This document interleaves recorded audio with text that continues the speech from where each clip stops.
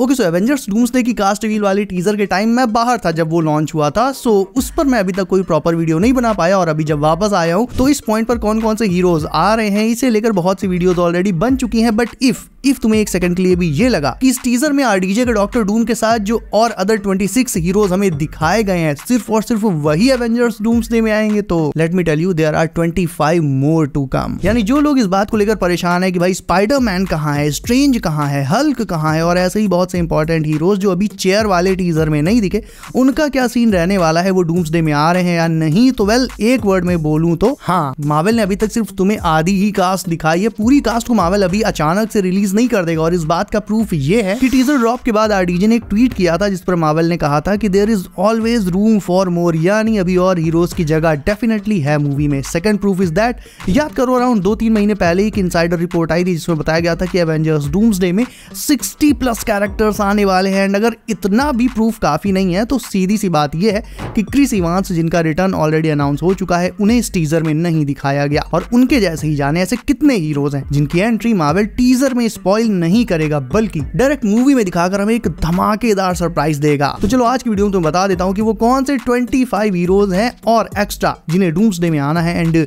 क्यों यही 25 हीरोज आने हैं। सारी चीजों पर बात करेंगे, बिलीव मी बहुत मजा आने वाला है। हेलो गाइस, मेरा नाम है Himanshu and you are watching the Buzzbeem show. Okay, so first things first, 2015 वाली secret wars comic story line जिसमें मल्टीवर्स से अलग अलग यूनिवर्सेस के हीरोज एंड विलन्स आमने सामने आ गए थे। तो मल्टीवर्स में जहां लाखों करोड़ों यूनिवर्सेस एंड उनमें अरबों खरबों हीरोज एंड विलन्स है, तो जाहिर है सिर्फ 25 से तो काम नहीं चलने वाला ना। ऐसे में सबसे पहले हमें एक एवेंजर्स वर्सेस एक्समैन सिनेरियो तो मिलेगा ही मिलेगा, इस पॉइंट पर ये कंफर्म है। जहां हमारे 616 के एवेंजर्स वो 10005 के फॉक्स के एक्समैन के अगेंस्ट टो टू टो जाएंगे। द मार्वल्स के पोस्ट क्रेडिट सीन में हमें ओजी बीस्ट तो दिखाई दिया गया था एंड होपफुली वो बीस्ट उसी यूनिवर्स में था जिसमें डेडपूल और वुल्वरीन और बाकी के फॉक्स के पुराने एक्समैन भी होंगे, including storm, professor x and magneto. तो चलो 25 हीरोज की लिस्ट को स्टार्ट कर लेते हैं and first one is obviously हमारा मक्कड़ मानव स्पाइडरमैन। एंड स्पाइडरमैन के बिना एवेंजर्स डूम्सडे पॉसिबल ही नहीं है। एंड मैं पुरानी बातों पर नहीं जाऊंगा कि पीटर और टोनी के बीच की केमिस्ट्री को देखते हुए मार्वल उसे डूम्सडे में जरूर से लाएगा, मतलब ये सब पुरानी बातें, इन पर नहीं जाऊंगा। लेटेस्ट जो रीजन है जिसकी वजह से मैं बोल रहा हूं कि स्पाइडरमैन के बिना डूम्सडे पॉसिबल नहीं है वो ये है कि Spiderman 4 aka Spiderman brand new day ये एवेंजर्स डूम्सडे का डायरेक्ट सीक्वल होने वाली है। ये रिसेंट रिपोर्ट आई थी कि Spiderman 4 will serve as a direct sequel to Avengers doomsday. तो कहने को तो ये एक स्पाइडी मूवी होगी बट एक्चुअल में इसमें मल्टीवर्स को बहुत ज्यादा एक्सप्लोर किया जाएगा। हाँ, स्ट्रीट लेवल स्टफ भी इसमें डेफिनेटली होगा लेकिन मल्टीवर्सल स्टफ ज्यादा होगा एंड इसमें मल्टीपल हीरोज भी होने वाले हैं। May be just may be Avengers के साथ साथ इसमें हमें एक्समैन भी दिखाई दे सकते हैं। जैसे कैप्टन अमेरिका सिविल वॉर अपने आप में एक पूरी एवेंजर्स मूवी ही थी, बस उसका नाम कैप्टन अमेरिका था। सेम केस स्पाइडरमैन 4 के साथ भी होगा। तो क्योंकि अब स्पाइडरमैन 4 जो है वो एवेंजर्स डूम्सडे के जस्ट बाद पिकअप करेगी, इसी के चलते मार्वल को एटलीस्ट ये तो दिखाना ही पड़ेगा ना कि डूम्सडे में आरडीजे ने जो जो काम किए उनका पीटर पर, स्पाइडरमैन पर क्या असर पड़ा और फिर उसकी जो आफ्टरमैथ है यानी डूम्सडे की जो आफ्टरमैथ है और उसके आगे पीटर की जो लाइफ है, ये सारी कहानी हमें स्पाइडरमैन 4 में देखने को मिलेगी। मतलब बिना स्पाइडी के ये समझ लो कि डूम्सडे शायद से पॉसिबल ही नहीं है। बाकी पीटर का टोनी को एक नए इविल सुपर विलन के तौर पर देखना, ये तो यार ऑब्वियसली बहुत ही इंटरेस्टिंग और इंटेंस फेस ऑफ रहेगा एंड पूरी दुनिया पीटर के रिएक्शन का इंतजार कर रही है कि आखिरकार स्पाइडरमैन डूम को देखकर कैसे रिएक्ट करेगा। वैसे भी पीटर हमेशा टोनी को ब्लाइंडली फॉलो करता आया है, चाहे सिविल वॉर की बात कर लो, इन्फिनिटी वॉर की बात कर लो, पीटर हमेशा टोनी के ऑर्डर्स फॉलो करता है। बट नो वे होम के बाद अब पीटर भी अपने आप में बहुत ग्रो कर चुका है, मैच्योर बन चुका है। सो डूम अपने टोनी के फेस का फायदा उठाकर पीटर को शुरुआत में भले ही मैनिपुलेट करके अपनी साइड कर ले, मे भी हो सकता है पीटर कुछ टाइम के लिए डूम के साथ काम भी करे सिर्फ उसके चेहरे को देखकर और इमोशंस की वजह से। But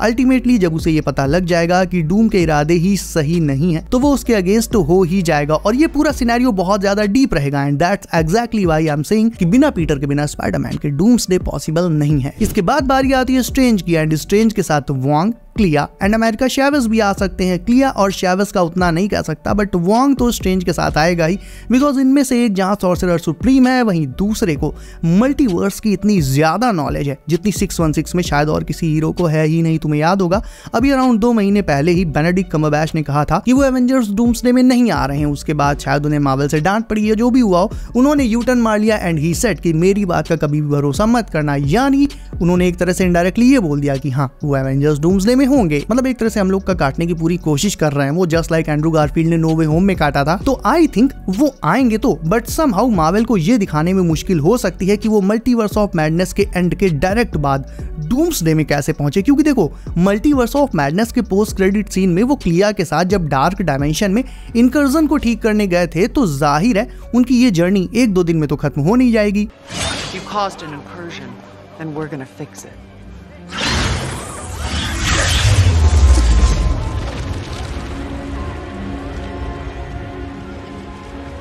Unless you're afraid.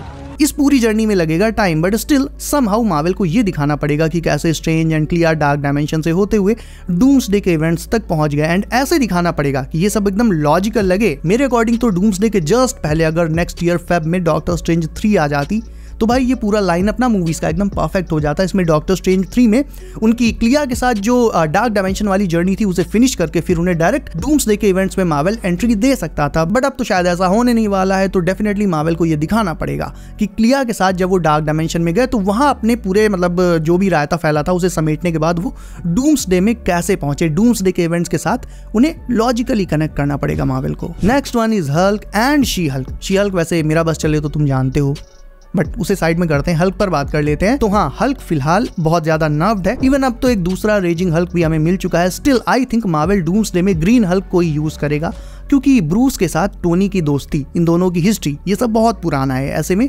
Spidey की ही तरह ब्रूस और टोनी की केमिस्ट्री को भी मार्वल जरूर से अपने फायदे के लिए यूज करना चाहेगा। एंड या आई नो अभी हल्क स्मार्ट हल्क बना हुआ है, बट मैं तुम्हें पहले भी बता चुका हूं कि अगर कोई ऐसा बड़ा शॉकिंग इंसिडेंट हल्क के साथ हो जाता है कि मतलब लाइक उसका कोई बहुत ही करीबी वो मारा जाए या फिर बहुत बुरी तरह से इंजर्ड हो जाए, ये देखकर जब उसे एक बहुत बड़ा शॉक लगेगा तो वापस से हल्क वाली पर्सनैलिटी उसकी स्मार्ट पर्सनैलिटी पर हावी हो सकती है और हल्क फिर से बाहर आ सकता है, क्योंकि अल्टीमेटली हल्क को जो ट्रिगर करने वाला एलिमेंट है वो सिर्फ और सिर्फ गुस्सा है। सो आई थिंक एवेंजर्स डूम्सडे में आरडीजे का डूम कुछ ऐसा कर सकता है, डायरेक्टली करे या इनडायरेक्टली करे, जिससे शी हल्क को या फिर लाइक हल्क के संस्कार को बहुत बड़ा डैमेज हो सकता है। एंड ये देखकर फिर रेजिंग हल्क वापस से ब्रूस के ऊपर हावी होकर बाहर आ सकता है। Next one is star Lord. इसके रिटर्न पर भी मैंने तुम्हें कुछ टाइम पहले अपडेट्स दी थी। गार्डियंस के वॉल्यूम 3 के एंड में स्क्रीन पर legendary star Lord will return का लोगो चिपका हुआ था, एंड क्रिस प्रैट ने खुद भी कहा था कि हाँ वो अपने इस रिटर्न वाले प्रॉमिस को पूरा करेंगे। गार्डियंस ऑफ द गैलेक्सी 3 के एंड में स्टार लॉर्ड अर्थ पर आ गया है, तो ऑल इन ऑल उसका भी डूम्सडे में आना तो तय है, भले ही बाकी सारे गार्डियंस ना है, but Star Lord will be there. And इसके साथ ही साथ one of the OG Avengers जो हमारे ओरिजिनल 6 एवेंजर्स में से एक था, एक हॉकाई, वो भी अब डूम्सडे में आ सकता है, क्योंकि थानोस के स्नैप के बाद वो एक बार अपनी फैमिली को ऑलरेडी खो चुका है।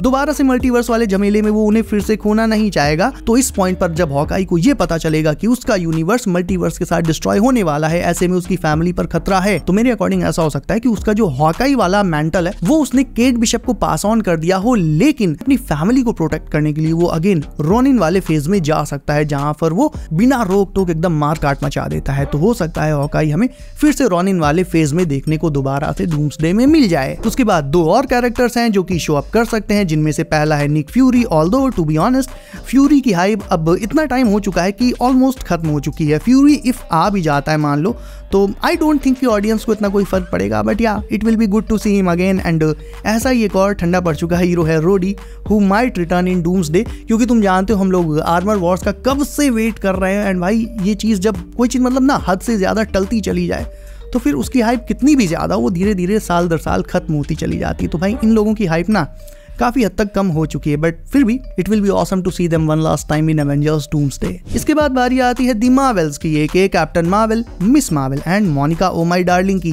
कैप्टन मार्वल का आना तो तय है, बिकॉज वो हमारे यूनिवर्स की मेन प्रोटेक्टर्स में से एक है।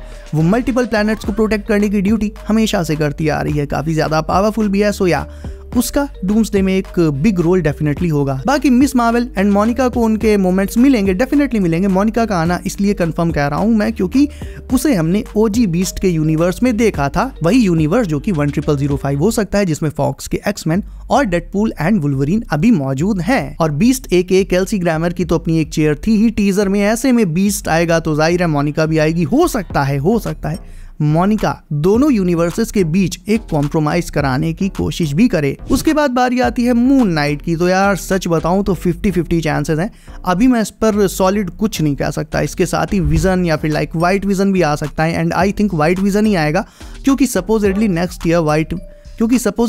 ईयर वाइट विजन का शो भी आना है। और एवेंजर्स डूम्सडे की जो लीक्ड कॉन्सेप्ट आर्ट्स थी उनमें भी हमें वाइट विजन ही देखने मिला था। तो आई थिंक मार्वल अब वाइट विजन पर ज्यादा फोकस करके आगे बढ़ रहा है। तो एवेंजर्स की साइड अब देखा जाए तो ऑलमोस्ट लगभग सभी कवर हो गए। एंटमैन आ रहा है, वास्प का अभी पता नहीं है, और ऑनेस्टली वास्प का भी देखा जाए तो मतलब ऐसा कोई बहुत ज्यादा उसकी हाइप नहीं है। उसका भी काम ऐसा ही है, लाइक आए तो भी ठीक, ना आए तो भी ठीक। हाँ, शी हल्क जितना उसे कोई हेट नहीं करता है, तो हाँ उसके होने ना होने से कोई बहुत बड़ा फर्क नहीं पड़ जाएगा। स्टिल आंटमैन आ रहा है तो वी कैन अज्यूम कि वास्प भी आएगी ही आएगी। तो एवेंजर्स कवर कर लिए, अब चलते हैं नदिया के पार एक्समैन की तरफ। तो फर्स्ट वन जिसके लिए मैं एक्साइटेड हूँ वो है स्टॉर्म, जिसे हैले बेरी प्ले कर सकती है, ऑल्सो जीन ग्रे भी रिटर्न मार सकती है। और एक इंटरेस्टिंग बात बताऊं तुम्हें कि एक्समैन और एवेंजर्स भले ही बाद में टीम अप कर लें, बट ये सब जो कह रहे हैं ना कि पहले इनके बीच वॉर होगा, हमें एवेंजर्स वर्सेस एक्समैन का एक बहुत ही ह्यूज बैटल देखने को मिलेगा, इसके पीछे का रीजन क्या है, इसके पीछे की वजह क्या है। जैसे ये लोग बाद में टीम अप करेंगे वैसे ही पहले टीम अप क्यों नहीं कर सकते, इसकी जो वजह है वो डेडपूल एंड वुल्वरीन में ही सेटअप की जा चुकी है। लोगन वो एवेंजर्स को दांत भर भी पसंद नहीं करता। Fuck the Avengers. Yeah.